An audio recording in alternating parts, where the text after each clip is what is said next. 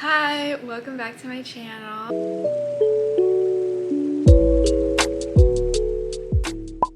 Today I will be getting back into making videos again, starting off with something that is highly requested, and that's beading in crochet. And I'm also going to be doing a video on beading within knit. That's coming second. Here's another example of some beadwork I've done. Now let's get into what we'll need. We'll need teeny tiny crochet hook. This one is 1.25 millimeters. I got this in a pack with a bunch ranging from 1 millimeter to like 2.5 millimeters. I'm also going to have just a regular crochet hook for my work. We're gonna need very small fingering weight yarn or smaller. This is the one I like. I like having single ply. This is MadelineTosh Tosh Merino Light.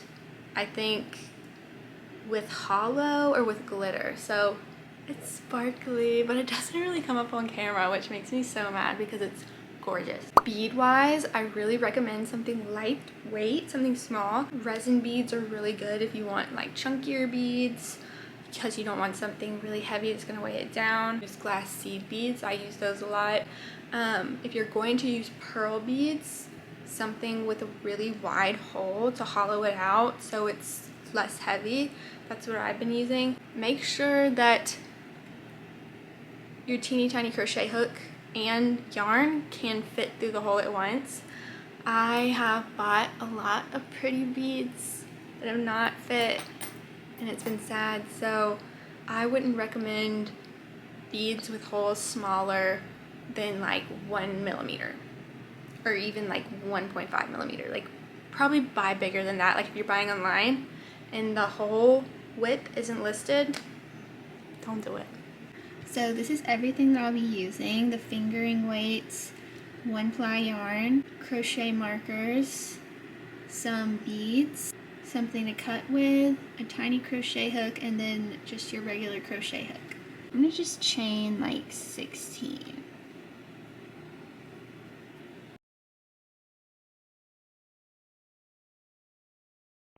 Okay, so now we're going to be working back into these 15 stitches. For this first row, I'm just going to do single crochet. So I'm going to skip this first stitch and then just go into this one, and this whole row I will just do single crochet. And now I'm just going to chain one and do a few single crochets. Now we will start working in the beads. For this first one, I'm going to do seed bead. So taking my little hook, I'm going to take a bead and place it on the hook like so. Okay, take this away. And now that loop we are working with, just going to, and it'll catch eventually. Sometimes it's a little difficult at first. So now we have a bead on our working loop.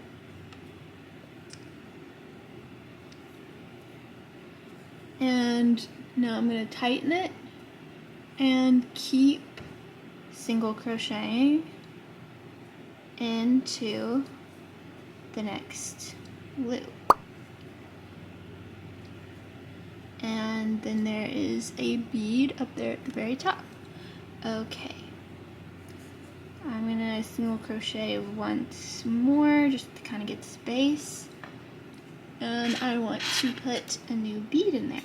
Okay, so now let's do a pearl. Well,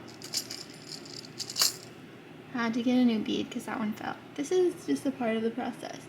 Okay, but I'm just going to push and then catch it in there, and we have another bead. And now I'm gonna tighten and go and do a single crochet into the next stitch. Gonna do another single crochet, and you can space these out as far apart or as close together as you want. It really does not matter. I'm just doing this to kind of space them out evenly. So now we're taking one of the resin beads and put it through, and see, sometimes it won't go through all the way, and I'll just kind of just tug it through like that.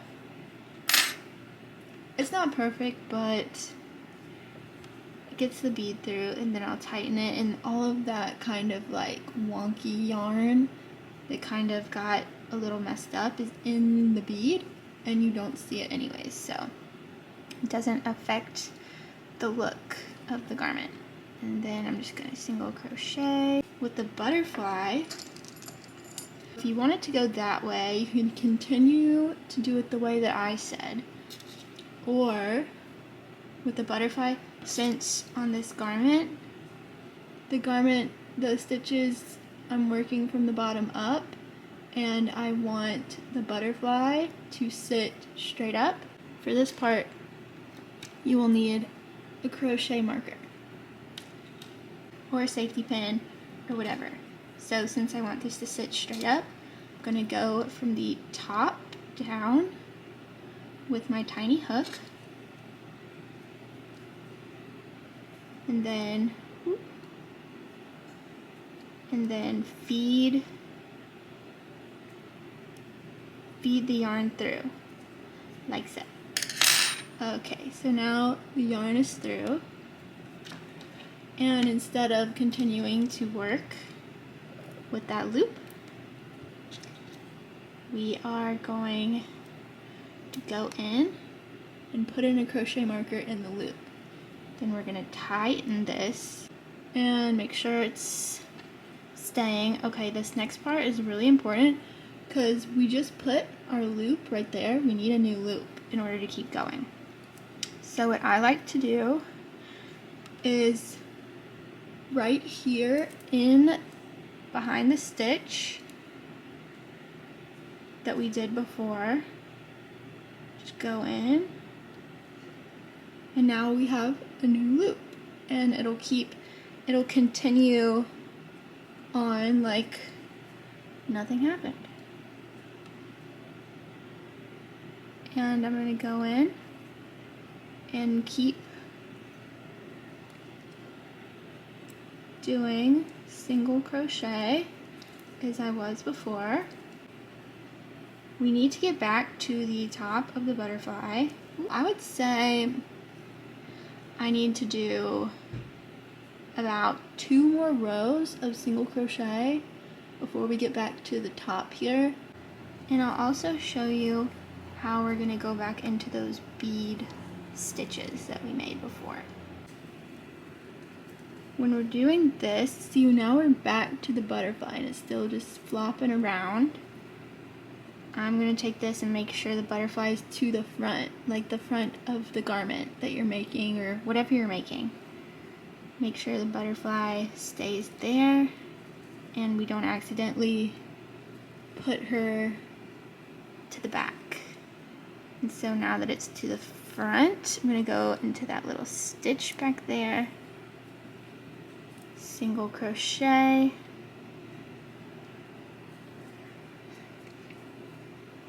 just keep going. Okay, so now we're back to this bead. Just going to single crochet kind of into the side like that, and then back into the next stitch. We're still going into all of the stitches. That's really important to note here. And you'll see it's kind of like has its own little window. That's okay. That's how it's supposed to look. And if it kind of like gets pushed to the back, I just push it to the front and you can see it. Okay, gonna do the same thing here. We're still going into all the stitches, and you see our purl kind of juts out. That's fine. Seed beads are a lot more inconspicuous, a lot smaller. Don't take up as much space. But just go back into all of these stitches like normal. We're gonna have to do a few more rows till we're back to the top of the butterfly. You kind of just have to feel this out. And every time that you come back to your butterfly, you just gotta see if it's ready to go back into the work. I don't think this is quite ready yet, so we are going to do another row, but this next row I think is gonna be good. See where my butterfly is so I don't pass it on accident, and if I do, you know, just undo the work and that's fine. Let's see, right here. Yeah, I would say that's good. So before I take this stitch marker out, I am going to insert my crochet hook in, and now we're just going to take this stitch marker out. Okay, and now I'm going to work this just like a single crochet. So I'm going to go in right here, and then it'll look like you're making a half double because there's an extra loop. So technically it is like a half double. And then you're just gonna keep on going. Now we have a butterfly that is right side up in the piece, and it's really cute. All of these I use the crochet marker method. Kind of went crazy with it. You can make like little chains, it's really cute. There I did it going vertical. There's another one that I did vertical. It's a little loose. If you don't do it at the right row, it'll be a little loose. I would rather it be a little too tight than too loose, but I still think it ends up really gorgeous, and sometimes it'll go like kind of to the side if it's too tight, but just feel it out, you know. This is the first time I really used a lot of beading in a work, and yeah, have fun with this. I would love to see what you guys create. Tag me at Cutie Kitty Studio on Instagram, and I'm happy making.